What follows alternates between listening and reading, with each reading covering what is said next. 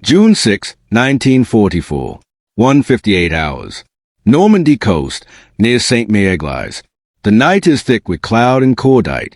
Wind slides low over hedgerows and flooded fields, carrying the distant thrum of engines, steady, mechanical, growing louder.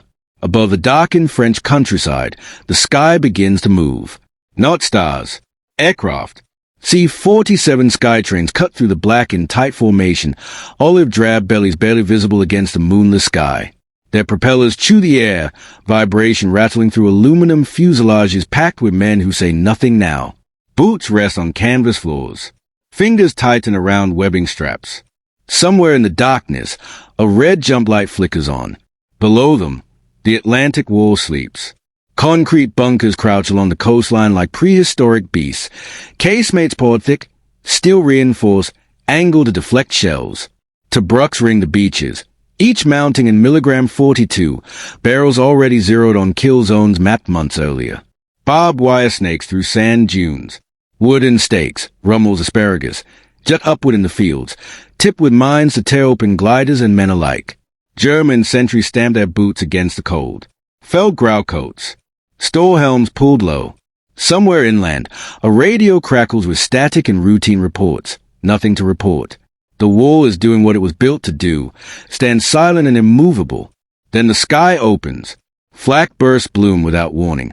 Black flowers punch into clouds. The first transport shudders as shrapnel tears through its wing. Inside, a paratrooper slams against the fuselage. Another makes the sign of the cross. The jump light stays red. Green. The door snaps open and the night explodes inward. Wind, noise, fear. One by one, men step into nothing. Parachutes snap open with a violent yank, dragging bodies upright as the ground rushes closer. Tracers claw upward from German positions, stitching the darkness with red-orange lines. A parachute catches fire. A man screams until the river below swallows the sound. You feel it then, the scale of it. The wall is being attacked from behind. Private first class, sergeants, lieutenants, 82nd and 101st Airborne, scatter across the Norman countryside, landing miles off target.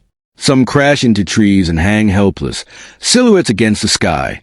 Others hit flooded fields, weighed down by gear, thrashing in black water as bullets snap overhead. Weapons are lost. Radios are smashed. Units dissolve into small, terrified knots of men. Yet they move. They cut themselves free.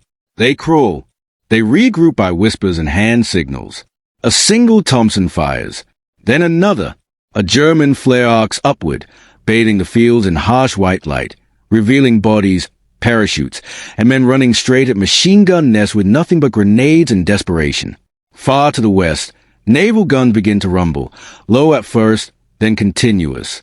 Battleships, USS Texas, HMS Warspite, start their work, sending 14 and 15-inch shells screaming toward the coast. The ground trembles. Concrete cracks. The wall feels it. And for the first time, the Atlantic wall is no longer certain. Because this is only the beginning. 6:31 hours. English Channel, off Omaha Beach. The horizon flashes white. A fraction of a second later, the sound arrives. Deep, crushing, physical. Naval gunfire rolls across the water like thunder trapped inside steel. The battleships have found their range. From the bridges of Allied warships, fire control officers track coordinates shouted through headsets. Range. Deflection. Fire. Turrets rotate with hydraulic groans, and shells weighing more than a small car are hurled toward France. Each one tears the air apart, leaving nothing but pressure and shock in its wake. On the coast, German defenders brace inside concrete bunkers built to withstand exactly this. The Atlantic Wall was engineered for naval bombardment, angled walls, thick roofs, steel doors. Some shells slam harmlessly into reinforced casemates and explode outward, sending fountains of sand skyward. Others hit wrong. Too close. Too precise. A direct hit caves in a bunker roof. Men inside are crushed before they hear the blast. Along Omaha Beach, the tide is coming in. Steel ramps slam down on the first wave of landing craft. Higgins boats grind into sand and obstacles, their ramps dropping to reveal men packed tight, faces pale beneath netted helmets. They step forward, and the beach erupts. Milligram 42s open up from bluffs overlooking the shore. The sound is unmistakable, a ripping tear of fabric stretched too far. Bullets rake the surf, stitching lines across water and flesh alike. Men fall before they reach dry sand. Others trip over bodies, packs dragging them under as waves push forward, indifferent. You can't hear commands anymore. Only noise, explosions, shouting, screams. German gunners work with mechanical efficiency. Belts feed, barrels glow. Mortars thump from behind the bluffs, shells arcing down into clusters of men pinned behind hedgehogs and shattered landing craft. The wall is doing what it was designed to do, turn the beach into a killing ground. But cracks are forming. Destroyers push dangerously close to shore, so close their hulls scrape sandbows. From their decks, sailors fire point-blank into known gun positions, shells punching through embrasures meant to be unreachable. One destroyer takes return fire, shrapnel tears across the bridge, but it stays on station. On the beach, small groups of infantry begin to move. Not units. Survivors. A lieutenant waves men forward with his helmet, then is hit mid-stride. A sergeant takes over without a word. Bangalore torpedoes are shoved through wire under fire. A gap opens. Above the bluffs, paratroopers, lost, scattered, but alive, attack from the rear. A machine gun nest swivels to face inland fire, its deadly attention pulled away from the beach below for just seconds. Seconds are enough. Men climb the shingle. They reach the seawall. They gather breath behind stones slick with blood and seawater. Explosions climb the cliffs as naval shells walk their way inland. Closer now, terrifyingly close. The Atlantic War was meant to stop an army at the waterline. Instead, the fight has reached its heart. And somewhere in the smoke and chaos, German commanders begin to realize something is wrong, very wrong. 9-12 hours. Normandy coast, bluffs above Omaha Beach. Smoke smothers the high ground, thick and choking, drifting in heavy sheets across shattered concrete and torn earth. The wall is still standing in places, but it is no longer whole.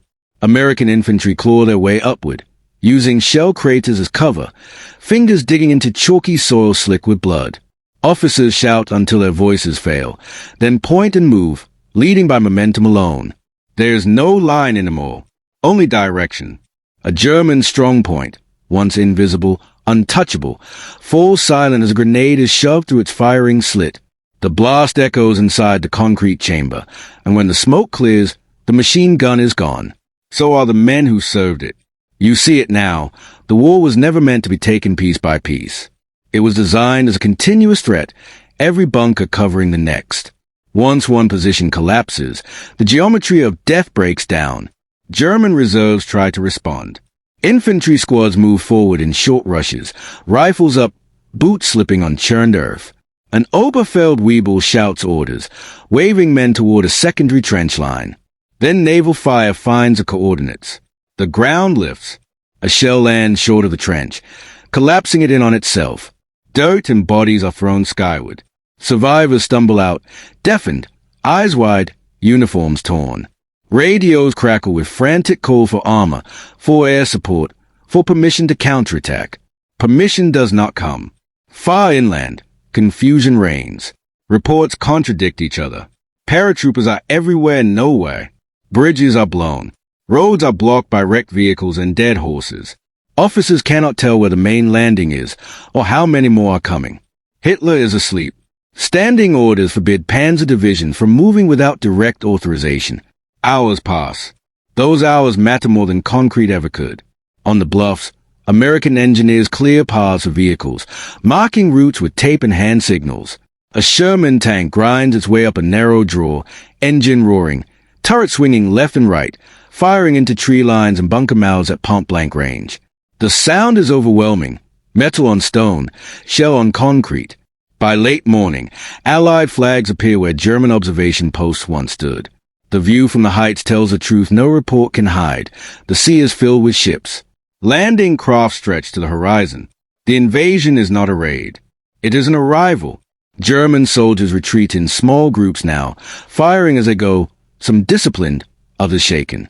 The wall behind them is cracked, scarred, bypassed. The fortifications still exist, but the certainty they promise is gone. And with that certainty dies something else. Belief. Belief that concrete can stop men willing to cross open beaches under machine gun fire. Belief that static defenses can hold against an enemy who adapts, bleeds, and keeps coming. As midday approaches, the battle shifts inland. Hedgerows wait. Villages wait. A new kind of killing ground begins to take shape beyond the beaches.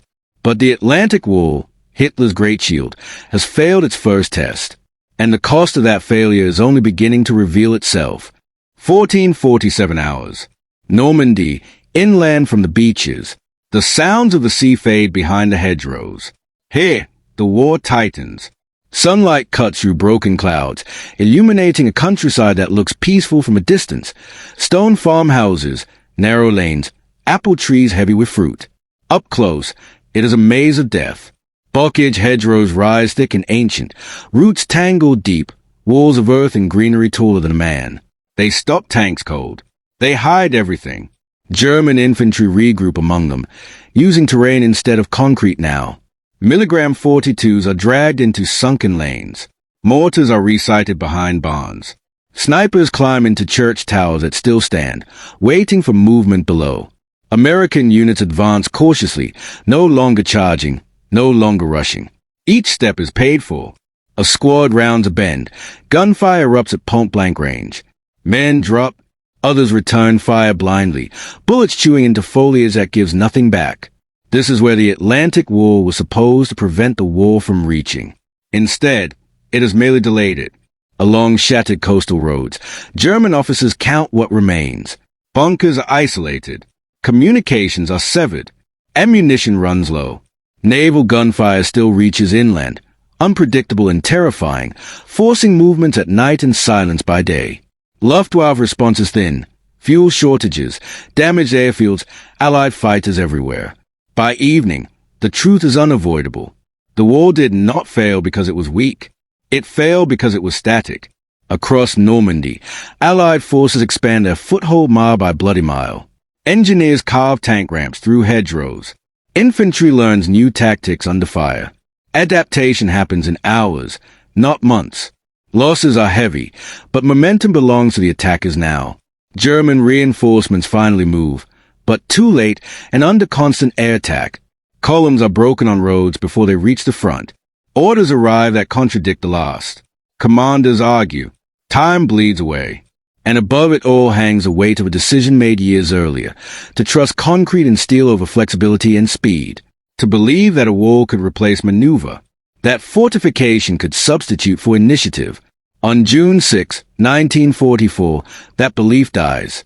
As night falls, fires burn along the coast, visible from miles out at sea.